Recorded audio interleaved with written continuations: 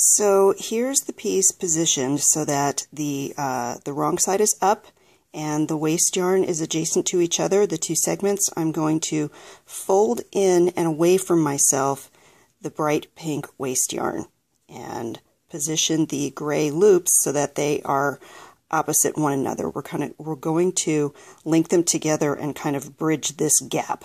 So here's the first one. We're going to look way down at the bottom here. And the first loop that has pink going through it is this one. So I've got my crochet hook through it. I'm going to reach over across to this other one and pull it through. And I'm going to take turns with each side. So here's the next one on the right hand side. Pulled through. Reaching across to the next one on the left side.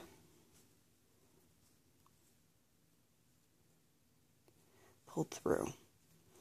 And I'm just alternating the segments on the right and now the segment on the left.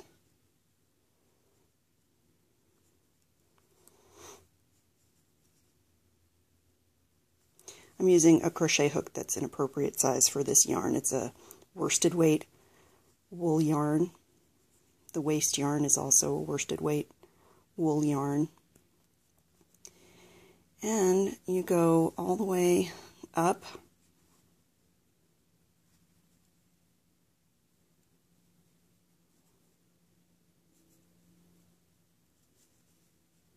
and keep linking. So here's what it looks like as you link. I'm going to stop the video and link some more. You don't have to see every single step of this, or maybe you should. Here's a few more.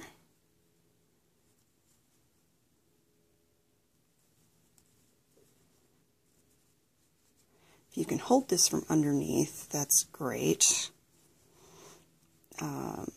You can hold this in your lap sideways, whichever way you can get to it.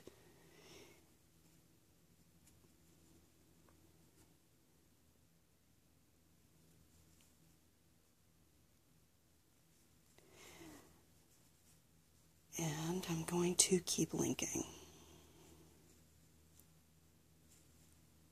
If you get all the way to the end and your ends don't match up, you have more loops to do on one side or the other, you can actually let this go and unzip it back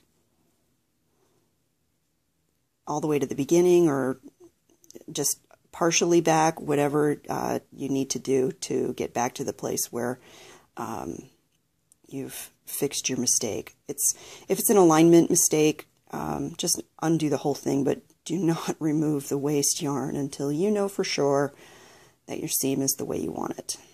Because once you take the waste yarn out, there's no going back. You can certainly unlink the seam, but the loops will no longer be open. In that case, you'd be crocheting the seam closed. Kind of defeats the purpose.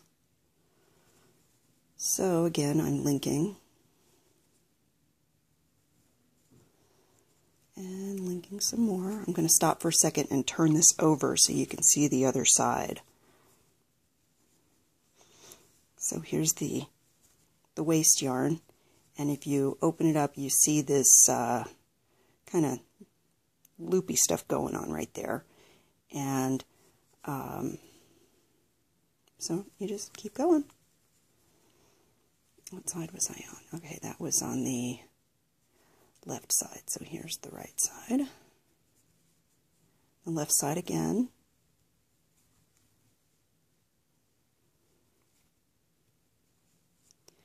And now I will stop the video so that I can get all the way to the end.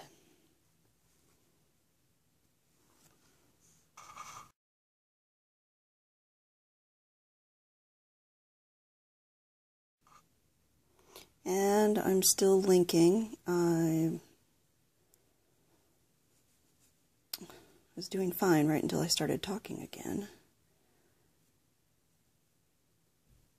This yarn's a little bit splitty, and it makes it harder to do anything when your yarn is splitty, but particularly linking a seam.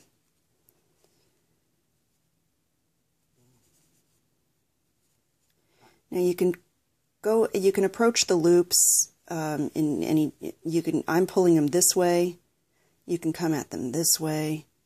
You can hold it in your hands any way that's comfortable for you. I'm right-handed, so I'm kind of, flipping this around a little bit, but because the waste yarn is in a contrasting color, you're sure to grab the correct loops.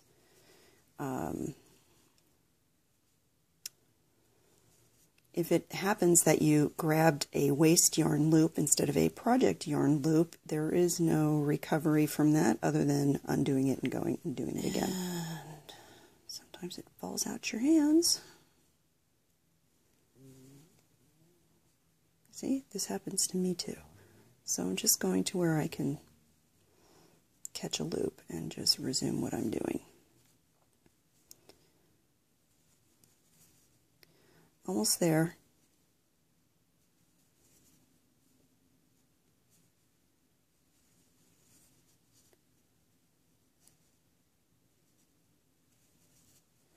This cowl that I'm working is from my Square Pools pattern, and I'm doing it in a thicker yarn that has a long color change.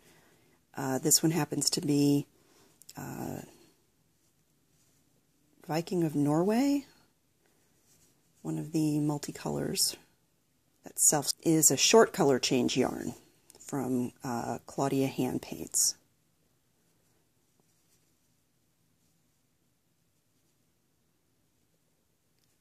Regardless of the yarn you use for this project, what's nice about the setup is it's all the same. Every segment is exactly the same. So I looked for a distinctive color in this particular colorway. It was this dark mauve, kind of maroon color. And I cut my yarn a couple inches before the maroon started and wound one repeat and got 9 segments out of it, and there you go.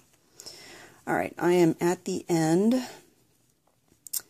and I'm searching for what looks like the last segment. Okay, so I'm going to end up with 2 segments in, no, I guess, okay. I'm at the end. So you want to secure with any available yarn tail that presents itself. It happens to be this one. So I am just going to do a couple of crochet chains with that yarn tail and pull it all the way through, and that will secure the seam. So here's what it looks like from the wrong side, the side that we linked from. Here's what it looks like from the right side with the waste yarn still intact. And you can split it open and look inside, and it's kind of got this cool looking linky pattern going on. And so the next step is to unravel the waste yarn. And so I'm going to do that right now. Turn it up to where the bind off is on the waste yarn segments, and you can see it from the loops that the chain bind off. Right, it's a standard bind off. Anyway, here's I'm just undoing the last bit of the bind off, and I'm going to unravel it.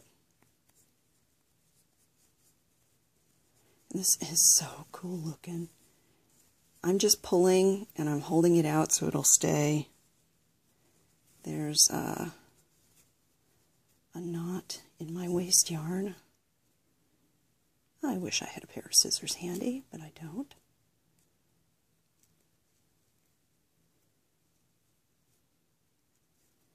So I just unknotted it. That one pulls out. So here we go. I'm going to keep going. My waste yarn is typically whatever's handy, whatever's sitting around, and this waste yarn is all the same piece of worsted weight yarn. You'll see the other one has 2 different yarns going on, but you use what you got. I'm going to reach underneath here and show you, here's what I've been pulling on. So I'm just going to grab it from a different spot.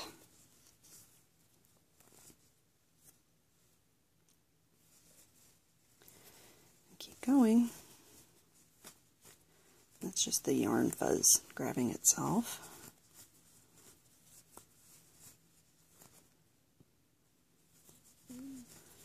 just keep going until this one side of the waste yarn is gone.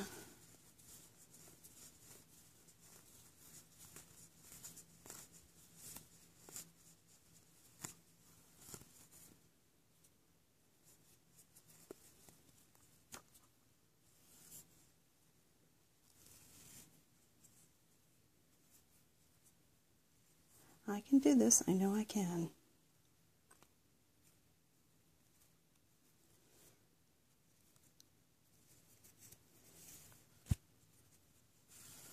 Okay, that one's gone. So now all I have left is the other waste yarn. Just breaking that waste yarn to get it out of the way. And here's the other segment. Same thing. Open up the bind off. And just tug, tug, tug. And out it goes.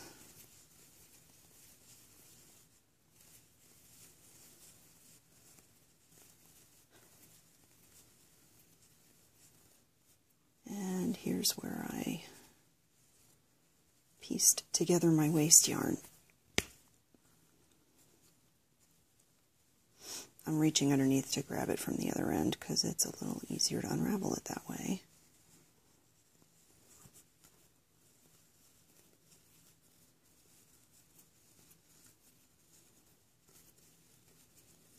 Don't be bashful, just pull on it. It's going to unravel just like this.